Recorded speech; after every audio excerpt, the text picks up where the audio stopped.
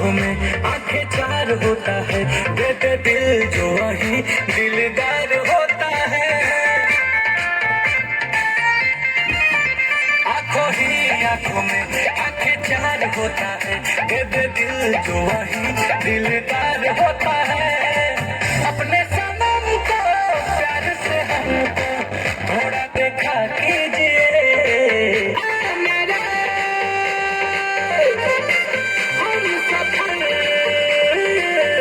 काले आंखों में तो चश्मा लगा लीजिए।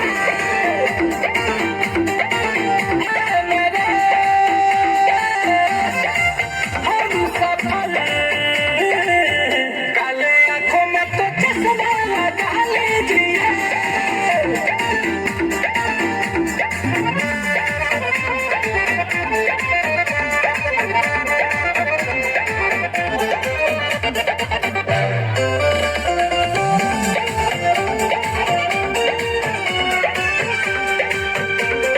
गाल गुलाब के पंख के जैसे होठ तेरे मधुशाला है। कह दो सभी से आज अभी से आपका ये दिल वाला है। ऐसे हंस के दिल में बस के